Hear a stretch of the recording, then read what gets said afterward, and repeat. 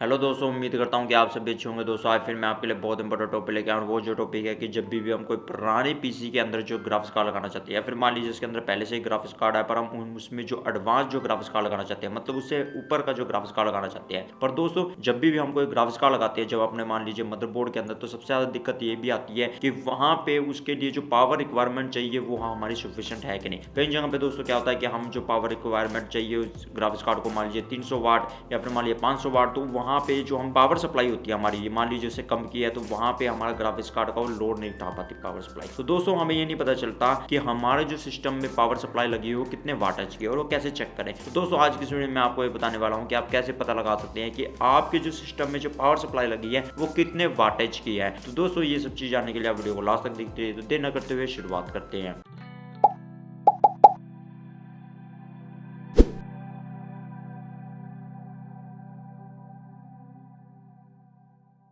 दोस्तों हमारे सिस्टम के अंदर जो हमारी पावर सप्लाई लगी है वो कितने वाटेज की है, इसका पता लगाने के लिए हमारे पास दो तरीके होते हैं। सबसे पहले हम पहले तरीके की बात करते हैं। पहला जो तरीका होता है वो होता है लेबल, मतलब जो हमारे पावर सप्लाई के ऊपर जो लेबल लगा होता है उससे हम पता लगा सकते हैं कि हमारी जो पावर सप्लाई है कितने वाटेज की है। एग्जाम्पल के रूप में मान लीजिए जब हम अपने कैबिनेट की जो साइड खोलते हैं, तो उस कैबिनेट की साइड खोलने के बाद तो दोस्तों वहाँ पे क्या होता है कि जहाँ पे हमारी PSU होती है, मतलब पावर सप्लाई यूनिट होता है, उसके ऊपर जो एक लेबल लगा होता है। लेबल में दोस्तों आप क्या दे सकते हैं, या तो वहाँ पे दे सकते हैं कि उसका जो मॉडल नंबर है क्या है। अगर आप उसका मॉडल नंबर देखेंगे, जैसे मान लीजिए कोई भी कंपनी की पावर सप्लाई, जैसे मान लीजिए ये जो है 4 शेयर की है और इसका जो मॉडल नंबर है CMPSU 550TXM। मान लीजिए ये जो पावर सप्लाई मॉडल नंबर हमें उसका पता चल चुका, तो हम क्या करेंगे, उस मॉडल नंबर को नेट पर सर्च करेंगे और वहां पे फिर उसकी स्पेसिफिकेशन देखेंगे कि इसकी जो आउटपुट है, मतलब मैक्सिमम पावर आउटपुट कितनी है वो देखनी है हमें। या फिर वहां पे लिखा होगा कि यहाँ पे जो मैक्सिमम पावर कितनी है, या फिर मान लीजिए वहां पे लिखा होगा टोटल पावर, मतलब आपको ये देखना है कि वहां पे टोटल पावर या मैक्सिमम पावर जो है कितने वाटेज की है। मान लीजिए आपको ये तरीका नहीं करना कि मॉडल नंबर के हिसाब से पता लगाएं कि नेट पर सर्च कीजिए और फिर वहां पे ऐसे इस तरह स्टेप कीजिए, तो आप सीधा क्या कर सकते हैं, आप उस लेबल जो लगा होता है PSU के ऊपर उससे भी पता लगा सकते हैं कि हमारी जो पावर सप्लाई कितने वाटेज की है। वहां पे दोस्तों नीचे आकर देखिए, आप मॉडल नंबर के नीचे वहां पे कहीं जो लिखा होगा मैक्सिमम पावर या टोटल पावर, आप देखिए इस केस में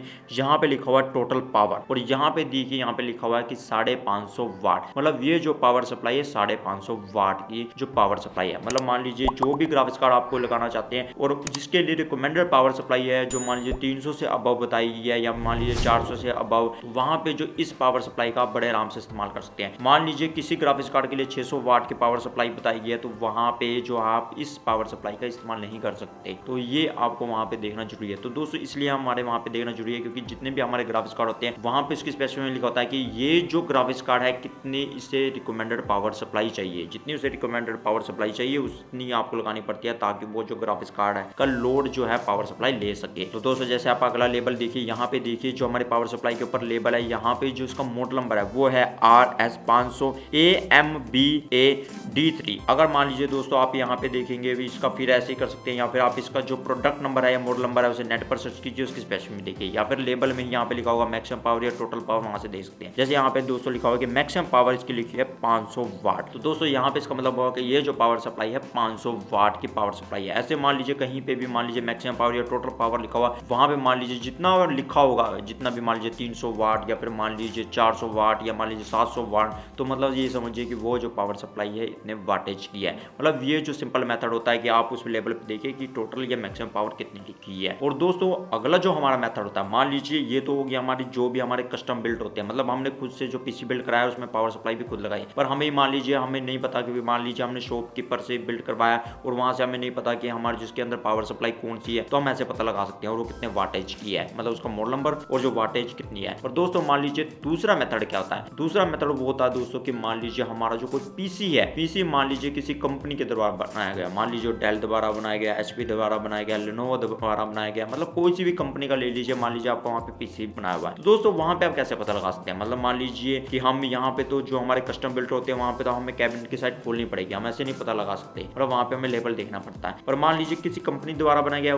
क्या उसमें भी हमें जो कैबिनेट की साइड खोलने की जरूरत तो है दोस्तों नहीं। उसमें दोस्तों क्या होता है कि आप वहाँ पे देखिए कि उसमें कोई सा भी जो पीसी किसी कंपनी द्वारा बनाया गया, आप उसका मॉडल नंबर देखिए। आप मान लीजिए कोई भी कंपनी का मान लीजिए मॉडल नंबर सर्च कीजिए, मान लीजिए आपका जो डेल का है और उसका मान लीजिए इंस्पायर है और आगे जो उसका सीरियल नंबर है वो सर्च कीजिए और वहाँ पे उसके जो स्पेक होती है उसमें वहाँ पे लिखा होगा कि ये जो है इतने मैक्सिमम पावर की इसमें जो पावर सप्लाई लगी है। पर दोस्तों आप चाहते हैं कि मान लीजिए उसमें भी ग्राफिक्स कार्ड कई जगह पे क्या होता है कि डेल या एचपी या कोई भी है उसमें जो ग्राफिक्स कार्ड होता है लो होता है या फिर आप चेंज करना चाहते हैं तो वहाँ पे पावर सप्लाई बस वो सिस्टम के हिसाब से दी होती है उन्होंने, मतलब जितनी सिस्टम को चाहिए उतनी ज़्यादा दी होती है, वो ज़्यादा पावर हाई पावर की पावर सप्लाई नहीं लगी होती। तो हमें वहाँ पे ग्राफिक्स कार्ड के लिए जो पावर सप्लाई भी चेंज करनी पड़ती है अगर ग्राफिक्स कार्ड लगा रहे हैं। तो दोस्तों वहाँ पे क्या है कि आप सिर्फ वहाँ पे पता लगा सकते हैं कि उसका जो मॉडल नंबर है मतलब आपके पीसी का और वहाँ पे आप दे सकते हैं उसके स्पेसिफिकेशन में। या फिर दूसरा मेथड यही है कि मान लिया आपको मॉडल नंबर नहीं मिल रहा उन कंपनी का, मान लीजिए डेल का पीसी है या फिर एचपी का लेनोवो का, तो मान लीजिए वहाँ पे आपको लेबल नहीं मिल रहा है, इसका मॉडल नंबर नहीं मिल रहा, तो आप सीधा क्या कीजिए आप फिर दोबारा कैबिनेट की साइड खोलिए और जो हमारे मान लीजिए हम कैबिनेट की जब साइड खोलते हैं और उसकी जो पीएससी होती है मतलब पीएससी के ऊपर जो लेबल लगा होता है वहाँ पे दिए हुए हैं इसका जो मॉडल नंबर क्या है या वहाँ पे जो पावर वाटर लिखी होगी। जैसे मान लीजिए मेरा जो डेल का पीसी था और वो बहुत ही पुराना था, मतलब वो डेल इंस्पायर 545 था, उस टाइम उसमें जो 300 वाट की पावर सप्लाई आती थी। जैसे मान लीजिए मैं आपको दिखाता हूँ तो यहाँ पे देखिए जब मैंने कैबिनेट की साइड खोली उसके ऊपर लेबल लगा हुआ है और वहाँ पे जो उसकी पावर सप्लाई है उसका जो मॉडल नंबर है वो है DPS 300AB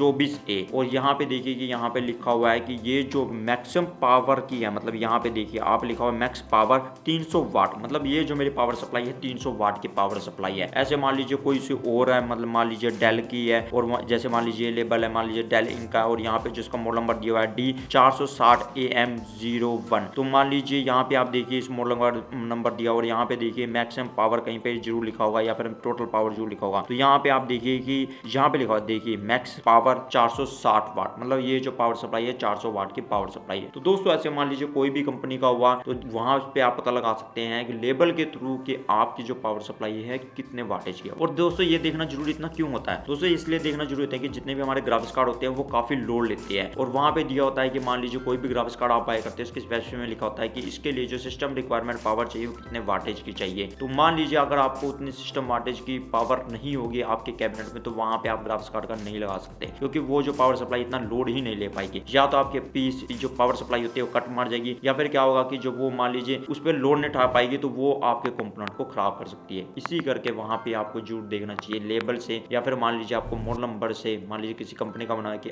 आपकी जो पावर सप्लाई है वो कितने वाटेज की है। तो दोस्तों उम्मीद करता हूँ आपको पता चल चुका होगा कि हमारे जो सिस्टम के अंदर जो हमारी पावर सप्लाई है वो कितने वाटेज की हम कैसे पता लगा सकते हैं। तो दोस्तों अगली वीडियो में आपको फिर मिलता है, तब तक सीखते रहिए और आगे बढ़ते रहिए।